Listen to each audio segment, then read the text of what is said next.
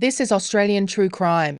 We acknowledge the traditional owners of the land on which this podcast is created, the Wurundjeri Woi-wurrung people of the Kulin Nation.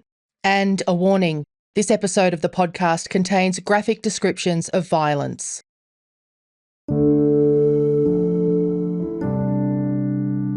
We're joined again in this episode of Australian True Crime by guest host, criminologist and forensic anthropologist Dr Xanthé Mallett.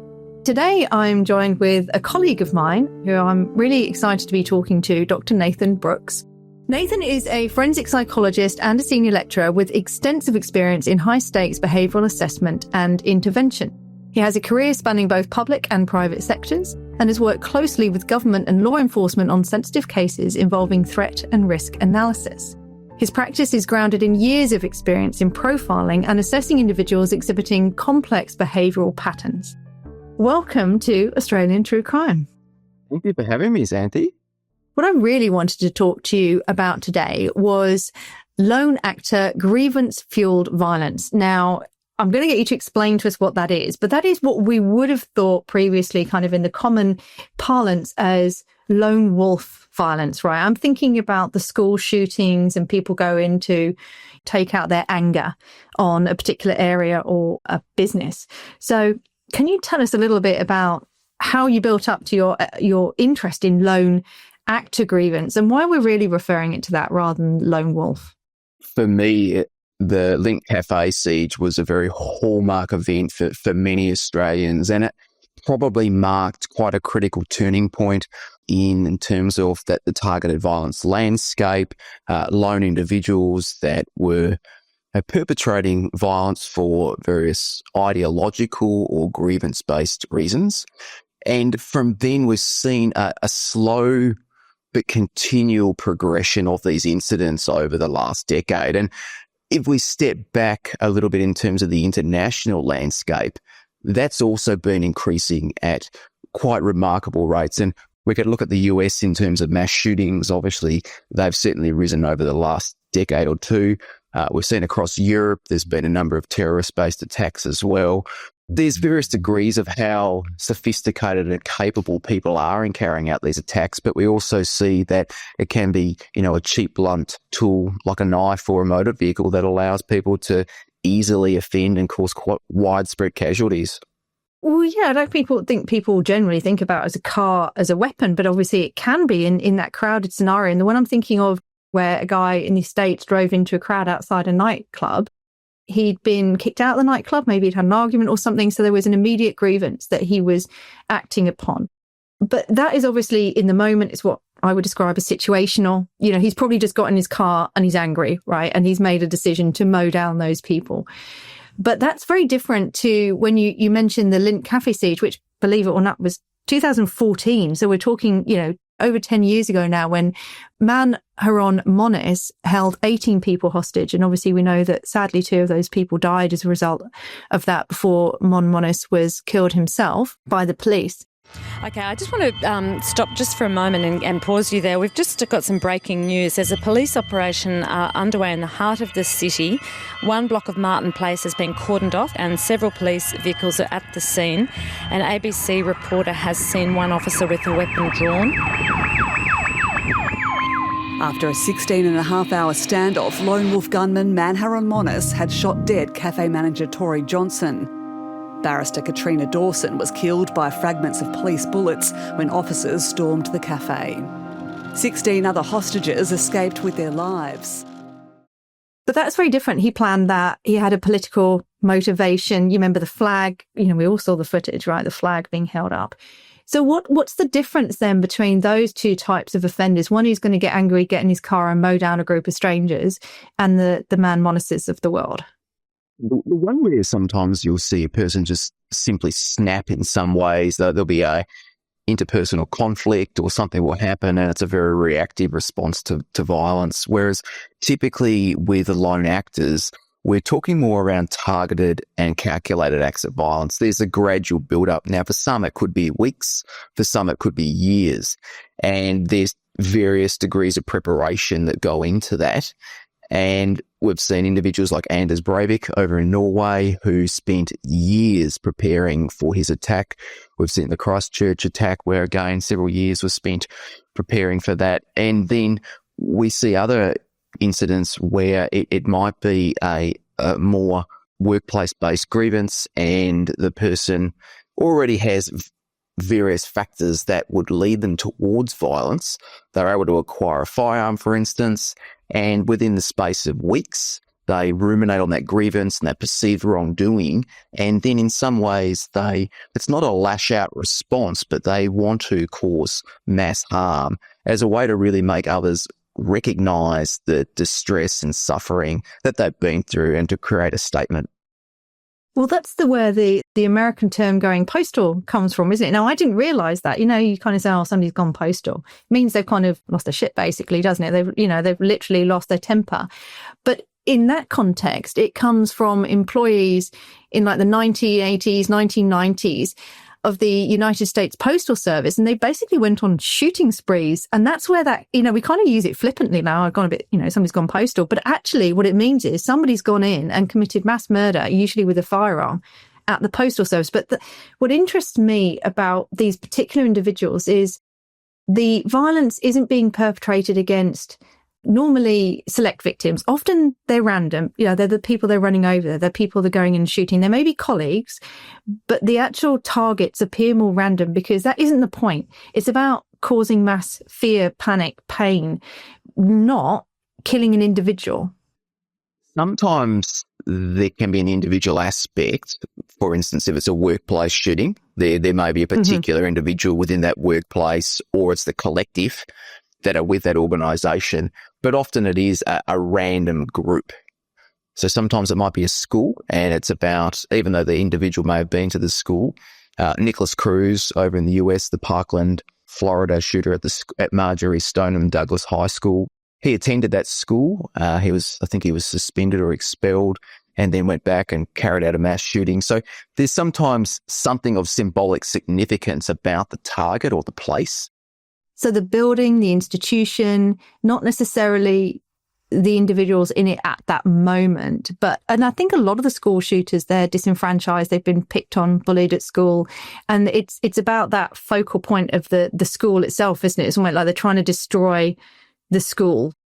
Yeah, absolutely. And in terms of how we would define a lone actor, there's a lot of noise around what is and isn't a lone actor. And really what I term it as is someone that self-initiates towards violence. So they're not operating at the direction of a group. They're not in a cell. They're not being groomed. No, and they're not operating under someone else's instructions. So it's a self-initiated act. Now, with that doesn't mean, though, that they are not online communicating with other people and they've gained tactical knowledge or they've been sharing violent opinions and ideas. Or radicalised? Or radicalised, absolutely. So there's various ways that someone can self-initiate to violence, but essentially it's an act that they're perpetrating out of their own initiative. Where would the Bondi stabbings back in 2024 fit within this? Because so far we've briefly touched on people who have got like an immediate grievance, who, drive down streets and knock people over after an interpersonal issue, whatever, in a club. And then we've got the man Monases of the world who are making, that's very much a religious, politicized point that he's, trying to express. But somebody like Joel Cauchi, who is the individual responsible for killing 6 people and injuring a further 12 in the Bondi stabbings back in April 2024, that's different again, isn't it? Would you still describe him as that kind of lone actor, but obviously very different motivation? Absolutely. So mental illness was clearly a factor in Joel Cauchi's violence. At 3:31, Westfield CCTV recorded a man in an Australian football jersey taking a knife from his bag. Over the next 3 minutes, he would stab 16 people, killing 6. 25-year-old Dawn Singleton in the mall to shop for her wedding. Jade Young, murdered in front of her 9-year-old daughter. Yishuan Cheng, a 27-year-old studying for a Masters in Economics at the University of Sydney. Ashley Good, whose final act was to protect her baby daughter. And artist Pikria Dacia. His mental health or schizophrenia diagnosis was very early on as well. I think it was around 17 years of age, which is quite early for an individual. So that certainly spoke to the fact that it obviously was very strong and present for him from a young age. Yeah. But as you pointed out, he wasn't medicated. He'd gone off medication, I think, a few years earlier. And even though that may have appeared positive initially, he gradually deteriorated. He disengaged from services, moved from Queensland to New South Wales, lost his social supports, disengaged with his family members. Where the Joel Couchy is interesting, and it's a little bit of a long-winded response, but so most states in Australia and also over in New Zealand as well have what we would say are either fixated threat assessment centres or specialised threat teams within police, and often they're also integrated with mental health services as well. They will pick up individuals that have mental illness, but also may have the proclivity or interest in carrying out a targeted violent attack. And someone like Joel Couchy potentially would have sat quite well with a fixated threat assessment centre because they are often capturing lone actor, grievance-fueled or fixated individuals. So if we take a step back, there's probably the element of fixation around knives, potentially violence. There was clearly a need for a joint police and mental health approach. And that might be something that we see that comes out of that review. So although he leant heavily towards mental illness, it probably required a specialised multi-agency police mental health response to manage what was really an escalating and developing fascination with violence alongside clearly declining mental health. And I'm looking at a paper that you wrote in the Journal of Threat Assessment and Management, Lone Actor Grievance Fuel Violence and the Elusiveness of Motivation. First sentence in the abstract, motivation is the heart of understanding the causes and reasons of all human behaviour. But what strikes me about lone actors is they're such actually an eclectic group.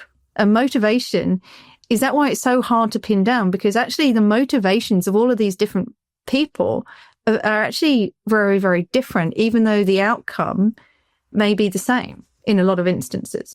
Yeah, spot on. We really have to step back and try and understand the origins of the behaviour and the various factors that have led the person along that pathway to violence. And that can be many and it can be quite varied as well.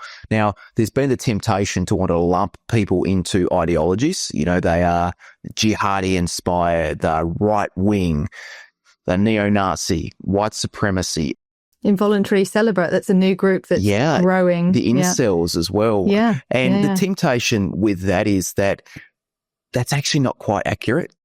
People can come across ideologies and somewhat cherry pick those beliefs or even have an ideology 1 month and then shift to a different ideology the next month. Really? Yeah. So they can be quite fluid. It can be very fluid, and that's why we've seen a range of terms from, grab bag extremism, salad bar ideologies, essentially this idea that you could pick and choose. Oh, literally pick and mix for ideologies. Yeah, pick and choose what beliefs you have, and we get this strange and sometimes unusual cocktail of beliefs, which really has created problems because people like to neatly put people into categories and boxes. And with the age of the internet and the online landscape, people don't fit nicely into these categories anymore. So being a forensic psychologist, my argument has been, okay, let's take a step back and look at the person and what's going on for them and understand their processes, their upbringing,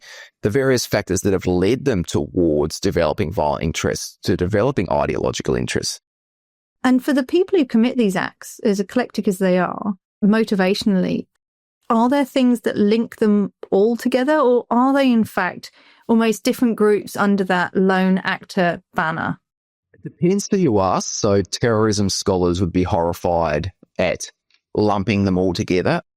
For me, from a psychological point of view, we would argue that often a lone actor terrorist or a school shooter or a workplace killer all have very similar undertones and psychological factors that are driving their violence. There's some different layers at the top that come together that send them in their specific directions, but psychologically, there's many similar processes, so they probably have more in common. And what are those similarities then that kind of do allow us to, in some ways, group them together, recognizing all of those individualities, which are always present in every crime, aren't they? People's motivations will shift, but what are those kind of things that knit them together from your perspective? Certainly grievances and fixations are very common and universal threads across all types of offenders, whether it be terrorists or, school shooters, for instance. So that's a driving factor. And then it can get layered in terms of ideology being added to that, which can send it down a particular path. We also see that there's certain psychological factors that are driving the violence, and often the violence is a very dysfunctional and maladaptive attempt to resolve some sort of problem or threat that they perceive in their life. So often we would say that core psychological needs are being thwarted or threatened or impacted in some way. Or at least they perceive that they are. Absolutely. Perception is really the crux of all this. Because they may not be at all. If you look at somebody like Joel Cauchi, I don't know what he, rights he felt have been infringed or threat was there, but whatever it was is likely to have been not based necessarily in reality. And we see so that the role of the perception, even with grievances and fixation, is enormous, because if we take a step back, we all suffer hardships in life. We all have things that don't work out for us. And why is it that, 99.99% of people don't resort to wanting to go and lash out and harm others or carry out a mass casualty attack? So the perception is very critical there. But for lone actors, things are very dialed up. They're unable to reconcile the losses or the injustices. They're unable to really have the coping skills or the capacity to move on and progress, and they become stuck and they're very cognitively rigid, very strong ideas of what is right and wrong. And often what we see with their violence is that in some ways it's either about trying to restore natural order, trying to achieve a sense of revenge or retribution, or ultimately about some sort of sense of equality or justice in the world.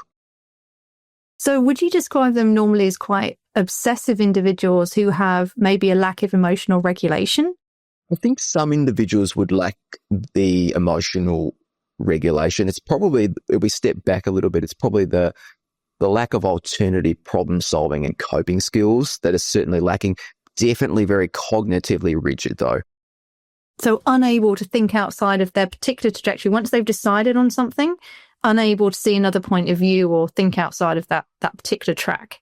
Absolutely. And we talk about this, there's probably two main motivational models that I particularly like. And one's called the staircase and the other one's called the bathtub. And the staircase is about the person enters on the ground floor and there might be something that's going on in their life and they're searching and looking for answers. Now, when they're unable to find that, they then move to the next level and slowly the options dwindle and they might come across various ways online or community groups that support their position.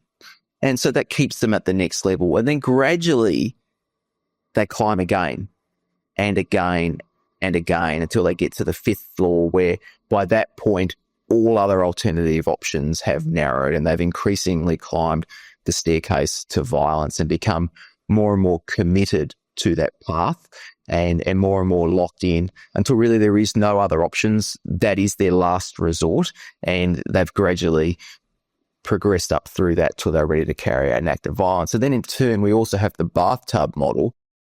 The idea is that we have various water facets that are filling up over time. And as that gradually pours in and sort of essentially the motivational mix pours in and there is no release and the water doesn't get lowered. So they can't pull the plug in the bathtub? Well, they can pull the plug if they find appropriate ways, but often we see that there's no release and it continues to rise and eventually the water level tips over. And that is our act of violence. And it's a good way to think, I think, about our different ways that people get to violence. It's a gradual accumulation of things. Now, for some, it's more rapid. The taps are turned on at maximum capacity and they are flooding into the bathtubs. For others, it's a slow drip. And, we've seen plenty of cases like that across the world.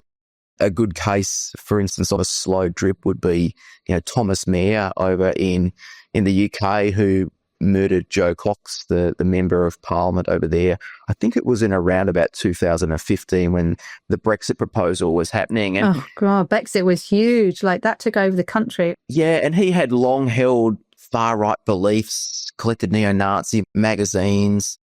Thomas Mair, the man charged with the murder of British MP Joe Cox, has appeared in court in London.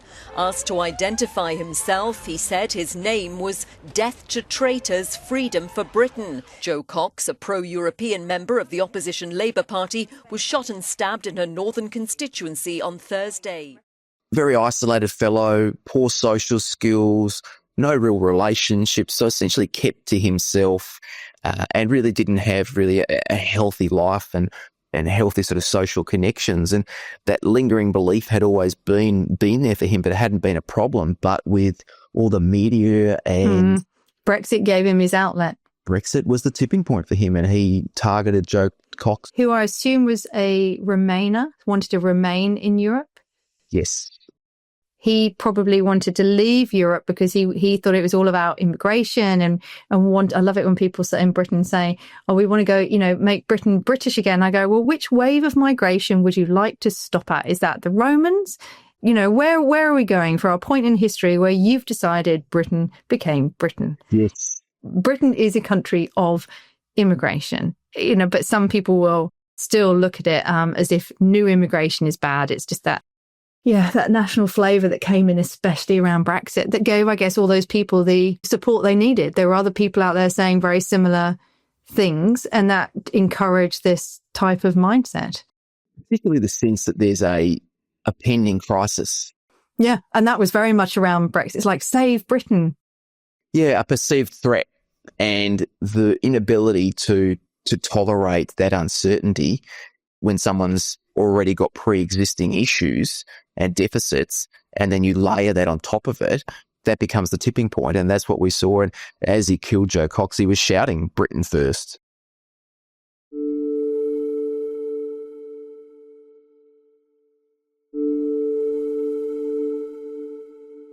If you'd like to talk to someone about abuse that's taken place in your life, no matter how long ago it happened, your GP is always a good place to start. If that's not going to work for you, you can contact 1-800-RESPECT on 1-800-737-732 or via their website 1800respect.org.au. Or you can call Lifeline's 24-hour phone counselling service on 13 11 14.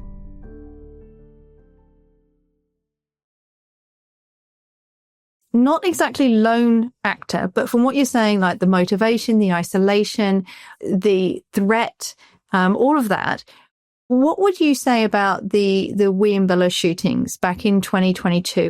Good afternoon. We begin with the horror attack in Queensland that's taken the lives of 6 people, including 2 police officers in their 20s. A group of officers were called to a property in the Western Darling Downs, 3 hours west of Brisbane, to reports of a missing person late last night. Constable Rachel McCrow, aged 29, and Constable Matthew Arnold, aged 26, were gunned down. A neighbour who went to the property to investigate was also killed, identified as 58-year-old Alan Dare. Special Operations Police shot dead 3 suspects, brothers Nathaniel and Gareth Train, and a woman, Stacey Train. The Trains, who were out there, they're camped out there, they've got the property locked down, they knew the police would be coming eventually. They prepared for war, in essence. They were going online, they had been radicalised. One of the Trains, I don't remember which of the 2 males, was the main protagonist, the leader. But I know they're not lone actors, given that there are 3 of them, but still a lot of those motivational elements seem to be in that kind of scenario. We can see small dyads or triads that, the Columbine attackers are a very good example of that, a couple of people that will get together. And that scenario and that tragic incident that you were talking about, it really was the culmination of what we were seeing around COVID in many ways, with beliefs all aligning and coming together in a very harmful and problematic way. Paranoia, fear of the police, or thinking the police were overstepping their bounds. Very conspiratorial, high level of distrust and paranoia, as you say. And then I always think when we think about someone acting violently, there has to be the intent and the capability. Now, they certainly had strong beliefs that were reinforcing their intentions around violence, and also this idea that, arguably the world was coming to an end, and I think it was their sort of quite extreme religious beliefs that they developed. And they were also quite capable. So with the firearms and the situation where the attack happened at their residence, they were very well resourced, armed and capable, and it really was a worst case scenario situation that evolved where we had really intent and capability merged together for those police officers when they arrived at that residence. Gareth Train was a known online conspiracy theorist. So that's where a lot of this kind of paranoia for the three of them came from. He was on all sorts of forums and websites. He was anti-government, he was anti-police, he was anti-vax. So that's why really at that point when COVID was kind of at its peak, that was particularly impactful on them. So he was very much embedded in that world with a great hatred for police. And that's something we've seen grow too, isn't it? It's like that real hatred of authority and challenging authority. And has that come from the US, do you think? Because we've got these, what do they call themselves? Sovereign citizens. Sovereign citizens, that's right, where they basically don't believe that the laws of the country apply to them. They can do what they like. They don't obey even road laws. Everything is about, I'm a sovereign citizen, I can do as I wish, I don't recognise your authority. So is that something that's kind of bleeding here, that lack of respect for authority, and is that feeding into this kind of lone actor violence, with people acting out their aggressions more readily? Or did I just draw an extremely long bow? No, look, I think it's a lot of things aligning at once. We're in a very much of a hotbed at the moment, aren't we, where extreme views and opinions have very much taken hold of the internet in many circles, and for some reason it seems that it's the loudest and most extreme that grab attention, and that's often what then is reinforced as well. So I think it's much easier to come across these views now, and when you first hear some of the sovereign citizen stuff, it sounds intriguing.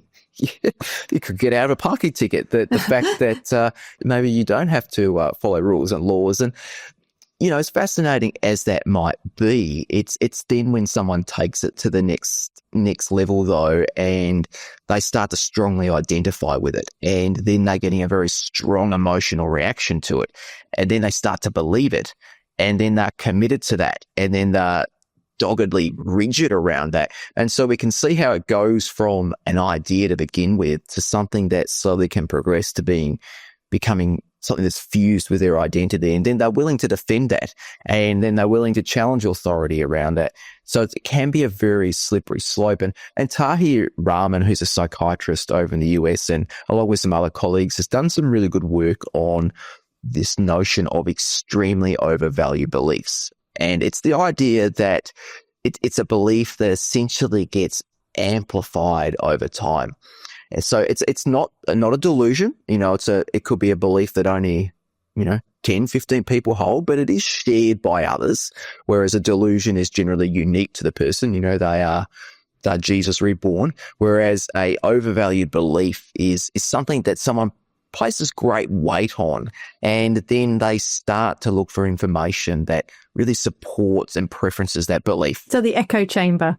Absolutely. So they filter out and they ignore things that contradict it and start to reinforce, double down, and find ways to justify their position.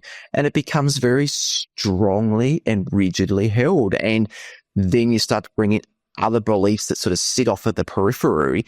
And that's where you can get sovereign citizen aspects or various ideologies that can then start to come together, or, salad bar ideologies that merge together because these beliefs really become overvalued and basically just dialed up.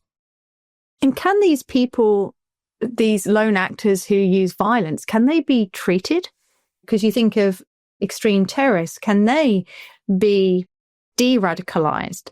Can we change these thought patterns once they've become so embedded for these individuals? There's not an easy answer for that because it depends on what's driving the violence. So a grievance, can we reconcile the grievance aspect, the factors that might have led to a fixation? If it's ideology-based, how committed are they still to those ideological beliefs? So we've certainly seen in the Islamic terrorism space that has been difficult to change around de-radicalisation. And there's been some pushback around de-radicalisation programs. There was a big wave of those throughout probably 2015 through to 2020, and the responses and the reviews of those suggested that actually they are not that successful and they're not that effective. I think a review in the UK said around about 95% of them were ineffective. So that's led to really an overhaul, and it's moved towards what can we do to help them disengage from this violence. But more importantly, we need to get back to the core conversation, which is how do they start on this pathway to violence? Because there's no point just addressing the very top layers of, the ideology or the factors that are making them, have these various beliefs. We've got to get back to the core and go, well, where did this begin in the first place? The opportunity to de-radicalise or change the thought patterns depends on what the motivation is of that particular individual. Does it depend on maybe age too? I'm thinking younger individuals who are more impressionable, they may be more easily radicalised or groomed into a certain thought pattern, but are they also easier to bring back? It's a hard one with age. It's difficult because youth can have a lot of arrogance as well to that, or ignorance at the same time. We knew everything when we were teenagers. What are you talking about? Yes. Look, there's certainly youth that are presenting with quite strong ideologies or violent fascinations and fixations. And the positive there is that they're young and the intervention can start early. It doesn't necessarily mean that it's any easier, but it just means that we're getting in earlier. I think really to ultimately affect change, we probably need to be looking at schools and getting in before the person starts on the pathways. Well, it's like everything, isn't it? If we're looking at, healthy relationships, interfamilial relationships, that starts in schools. Yes, we can work on men's behaviour change programs, but that's once it's already gone wrong. We need to start in schools with those healthy relationships between males and females. So I think that's probably across the board when we're looking at all behavioural conditions is start earlier. But we do know that more people are spending, especially after COVID or during COVID, more time online. That some young people are struggling socially to reintegrate again and to really have those interpersonal relationships. So are we seeing a rise in young lone actors using violence, because they have lost some of those social connections? Absolutely. I think more and more people that various agencies are seeing are younger individuals that are accessing extreme content. They are having violent fantasies. They're isolated. They're not integrated and connected with their school peers. And they really start to base their identity around the content that they're viewing online. And also they don't have the healthy coping skills or problem-solving skills to put some of the things that they're seeing into perspective and to find other ways to relate to people. So firstly, they are becoming more and more violently identified, but secondly, they're then engaging with others online that are also reinforcing that position and that view, and they're not getting alternative perspectives in their day-to-day living. So we're potentially going to see the rise of the kind of lone actor violence then, because as we've not solved the problem of young people being online, getting these extreme views, the Andrew Tates of the world affecting the way young men and women are behaving to each other in relationships. So maybe this is a problem that we're going to see more of going forward. We really are, I think, in an age now where that echo chamber effect, the socialization of extreme content online is starting to bring about some rather concerning and troubling results, particularly amongst young people. And I think young people that don't have the typical outlets of sport and, going out and spending time with friends and getting outside and doing those things that might have happened years earlier, and also probably separated families, busy parents that might be working multiple jobs. So there's less engagement on the home front, and therefore the internet and the online space becomes a place where they retreat to. And you've written a book, haven't you, about lone actor violence. Can you tell us a bit about that? Because obviously a lot of these trends, I imagine, are brought out in the book. Yes. I've just recently written a book, Mass Casualty, The Rise of Lone Actors. It's a journey through where we are in society, and it asks some questions around how did the hell did we get here? So how did we get here? Because I've thought about that quite a lot. Like, I look at what's going on in the world thinking, exactly that. How the hell did we get here? It's a tricky thing to answer, because it really requires us, I think, to draw on quite a few different perspectives. So as we were saying before, there's childhood and how crucial childhood is and what's changed in the modern childhood. And as we said, the family dynamics are different. We also see that people are drawn to the online space. They're more lonely. They have poorer sense of identities. And from there, things can grow. When we've got a poor psychological foundation from a young age, it then makes us susceptible to other challenges that happen in life. So I think we've probably got a less resilient population as well. So hence why more people are probably prone towards grievances. And with grievances also comes fixations as well. And then you add on that the various beliefs that can get layered on top. And I think in many ways with that pathway to violence, it's starting from a young age, and we need to think about how do we intervene earlier to get back to putting some healthy identity and coping skills for our children in place, because otherwise there's the risk that they do just gravitate to the internet.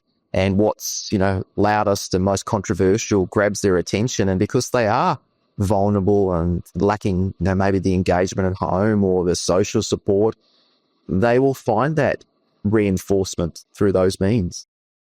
I guess you're saying that as a society, we're not as psychologically healthy as we were. We don't have the coping skills, the outlets, the communication. There isn't the same social cohesion that maybe there was a few years ago. And COVID probably has a lot to do with that. That certainly changed things. And I don't think we're back to where it was before yet. So what is the answer then to prevent more of this lone actor violence in the future? There's a few aspects, isn't there? There's the role of the government. There's the role of big tech and media corporations. Then we have other aspects around what can police do? What's the role of our risk and threat assessment practices? What are we doing in terms of treatments? And then even at a school level, what are we doing to help foster resilience and to help people navigate the internet and extreme communities, and also have a sense of, I guess, personal control over where they're going to in life? Because as we were saying before, the perception of experiencing threats or that, something may impact their livelihood or their way of life, that can be really daunting for people, and particularly a young person. So how do we help someone develop that sense of autonomy, that resilience to work their way through challenges? And yes, the answer is, of course, easy to just go back and say, well, we need to be building that into school curriculum. But I think that's one part of it. And then we look at what can be done at various government and operational levels to try and stop or prevent concerns when we are identifying them, in addition to the getting in early and helping young people.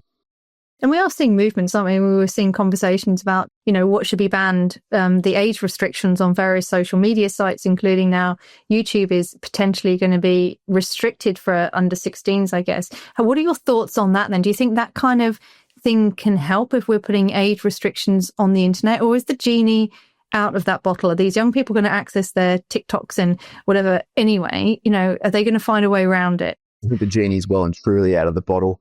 Restrictions will no doubt protect in some aspects, but those that want to seek out that content, there'll be ways around it, and there always has been. And I think, unfortunately, my view on a lot of these restrictions is they impact the masses that are often doing the right thing, but the ones that want to seek out this material, they find ways around that. And as you know, putting a ban on YouTube isn't going to stop someone accessing other various platforms. So there's just so many backdoors now in the online landscape. But look, I think protections are, they're well-intentioned, but there's always gaps in those. And I think what we see is system responses by governments don't always match up with what it's like on the ground floor in some aspects, what we see teenagers doing in everyday life. So it's complex. We do need some of those protections, but they are also a Band-Aid solution. There will be a lot of parents listening to this who are maybe worried about what their kids are watching, listening to, who they're talking to online. Are they being potentially groomed or radicalized, even into that kind of incel space? These conversations can be pretty dark that these young people are having. What advice would you have for those parents? Because, as you say, we can't stop them going online. So how do we, as a community and as parents, protect the young people in our homes? Yeah, that's a great question. Look, the first thing I think is we need to make sure that the internet is not the only thing in their lives. Young people need to have tools in their toolkit and in different ways that they are living their life. They need to have in-person friendships. They need to be out doing hobbies or sports or recreation. We can't have them locked away in their room for 8 hours a day after the school. So there needs to be different things that they're engaged in. And I think the role of those extracurricular activities is crucial. We can also look at what are healthy online behaviours. And I think more and more schools are having those conversations now around how do you use the internet safely. There's been the argument around, driving a car, and you need to learn how to drive safely before you get your license. And should there be something similar for the internet? And another analogy is it's a bit like fire. Fire can give us warmth and comfort, when it's cold. And if we use the right parameters, fire is very useful for us. But if we just constantly fuel it and don't put safeguards in place, then we can get really hurt by fire. So the internet is very much the same. It has great utility for us, but there needs to be safeguards and parameters in place. The other thing I think is really worth exploring is how do we foster resilience in young people?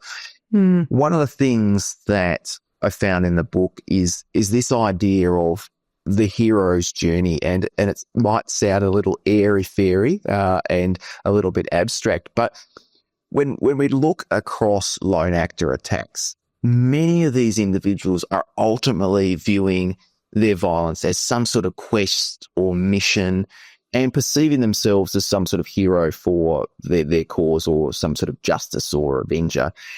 And the hero's journey by Joseph Campbell, who coined it back in 1949, is quite fascinating because we're often drawn towards some sort of quest or path of adventure, and people will pursue that in a healthy or maladaptive way.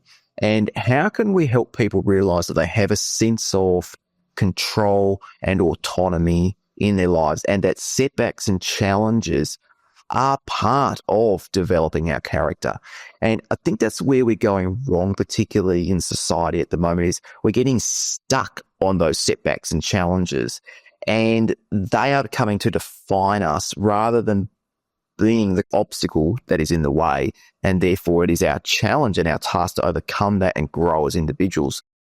At the moment, I think we're being derailed and caught up in those rather than being able to see them for what they are, which is the opportunity to grow and to develop our own character and our own capabilities. And I think that's something that we really need to bring back into the language and the psychology of things, I think, with young people and in what we're teaching, because you do have a level of control over where your life goes. And it's very easy to externalize things and think that it's everyone else's fault, and to not realize that you actually have a say in that, and that you don't need to be defined by setbacks and challenges.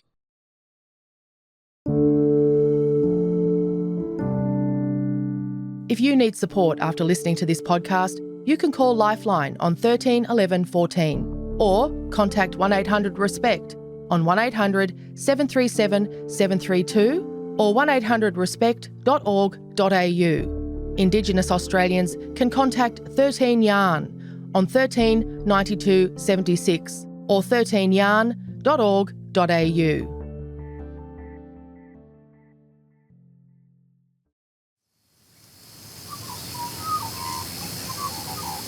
The producers of this podcast recognise the traditional owners of the land on which it's recorded. They pay respect to the Aboriginal elders past, present and those emerging.